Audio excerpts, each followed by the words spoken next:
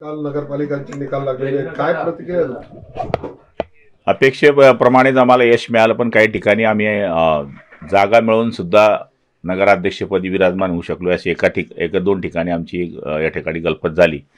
आम्हाला अपेक्षा होती की आमचे 7 ते 8 नगराध्यक्ष होतील, पण 6 नगराध्यक्ष आमचे आले. आणि मला तरी असं वाटतं की महाराष्ट्रामध्ये जे जिल्ह्यांकडे आपण नजर मारली तर जळगाव जिल्ह्यामध्ये सगळ्यात जास्त नगराध्यक्ष शिवसेनेचे आलेले आहेत. दुसरीकडे धरणगावमध्ये मात्र तुम्हाला मोठा धक्का बसल्याचं पाहायला मिळत आहे.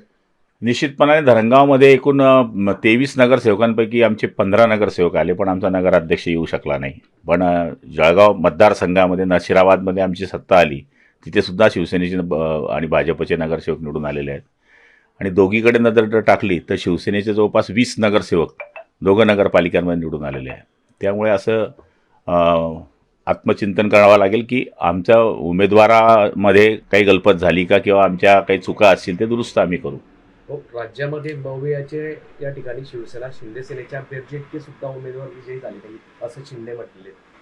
मवियाचे जे शिंदे सेनेचे उमेदवार सर्वात जास्त या ठिकाणी विजयी झालेले, मवियाचे त्या बिरजेतके पण उमेदवार विजयी झाले नाही असं एकनाथ शिंदे म्हणतायत. शिंदे साहेबांच्या प्रयत्नामुळे आणि त्यांच्या कष्टामुळे आपण पाहिलं असेल की महाराष्ट्रामध्ये या ठिकाणी यश आपल्याला पाहायला मिळत आहे. शिवसेनेचे जवळपास 60च्या आसपास नगराध्यक्ष या ठिकाणी निवडून आले आणि युतीमध्ये आणखी वेगळे आहेत. दुसरीकडे जळगाव शहरात जास्त सोसायटीची जी काही नोकर भरती आहे, तो भरतीच्या प्रश्नामध्ये अनेक प्रश्न उपस्थित होत आहेत. ती नियमबाह्य पद्धतीने केली जाते.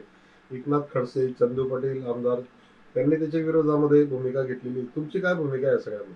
हे आता त्या भरती करणं हा त्यांच्या बॉयलाजमधला विषय आहे. त्यांनी काय कशी भरती करावी, आणि तर तक्रार असेल तर तशी तक्रार कधी. कारण मागच्या काळात एकनाथ खडसे साहेबांनी अशीच तक्रार केली होती, तरी भरती कोर्टामध्ये गेल्यानंतर ती मान्य केली गेली होती. 1909 सालचा हा बॉयलाज आहे. त्या बॉयलाजप्रमाणे ते म्हणतात की आम्ही भरती करतोय, तो त्यांचा विषय. आता आपण काय बघणार?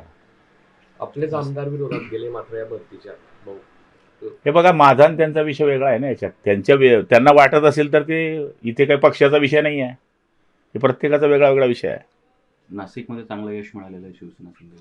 नाशिकला मिळालंय, जळगावला मिळालंय. आज आपण पाहिलं ठिकाणी 5 नगराध्यक्ष आहेत. आपण कसं बघताय त्यामध्ये? कुठे? नाशिकमध्ये 5 आले, इथे शिवसेनेचे 6 आले. आमची थोड्याकरता गेली, समजून घ्या, पण गेली. जी गेली ती गेली, पण आमची पार्टनरशिपमध्ये पण आलेले आहेत. आज आपण बघत असाल तर नशिराबाद आमच्या पार्टनरशिपमधले आलेले नाही. म्हणजे जर सगळीकडे आपण धरणगाव शहरामध्ये 15 नगरसेवक येऊन आमचे 4 नगरसेवक फक्त 50 मताच्या अंतराने पडलेले. काही एक सीट तर 6 मतांनी पडली, एक 20ने, एक 40ने, एक 79ने, अशा सीट पडल्यात. त्यामुळे नगराध्यक्ष कदा क्रॉस वोटिंग झालेलं सरळ दिसतंय. पाहिलं तर नगरसेवक 15 23 पैकी आणि नगराध्यक्ष नाही, म्हणजे लोकांना क्रॉस वोटिंग केलेलं आहे. राज्यामध्ये निवडणुकीमध्ये भारतीय जनता पार्टी सर्वात मोठा पक्ष ठरलेला आहे, तर दुसरा या ठिकाणी शिवसेना शिंदे सेना ठरलेला आहे. तिथे आकडाच बोलतोय ना, ते आपण तुम्ही म्हटल्याल काय अर्थ नाही ना. मोठा भाऊ छोटा भाऊ, मोठा भाऊ छोटा भाऊ दिसतोय. दुसरीकडे जळगाव पालिकेचा युतीचा निर्णय झाला का तुमचा? नाही अजून. महापालिका आता बैठक होईल. भूमिका काय त्याच्यामध्ये तुमच्या? बैठक झाल्यानंतर निर्णायक जागा आम्हाला चांगल्या दिल्या, सन्मानाने दिल्या, एकमेकाच्या गोष्टी समजून घेतल्या, तर युती होईल. भुसावळमध्ये पण मंत्री सावकारे यांना धक्का बसलेला, त्यांच्या पत्नीचा प्रभाव झाला. केंद्रीय मंत्र्याला सुद्धा धक्का बसला, पण गुलाबरावाचा धक्का मोठा आहे. आलं का लक्षामध्ये? आपण पाहिलं असेल की केंद्रीय मंत्र्यांच्या 2 मतदारसंघातल्या 3 सीट गेल्या. म्हणजे वरणगाव गेली, मुक्ताईनगर गेली, भुसावळ गेली. त्यामुळे त्यांना धक्का नाही. केंद्रीय मंत्र्यांचा धक्का छोटा असतो, कॅबिनेट मंत्री राज्याचा मोठा असतो. त्यामुळे सगळ्यांना धक्के बसले. आता अनिल भाईदास पाटील यांनाही धक्का नाही म्हणणार का आपण? गुलाबरावाचा धक्का मोठा आहे. असं का वाटतंय? तुम्हालाच वाटतं, ते मला नाही वाटत. दुसरा मोबाईल नंबर 94 23 46 72 72. तिसरा मोबाईल नंबर 75 88 15 0001.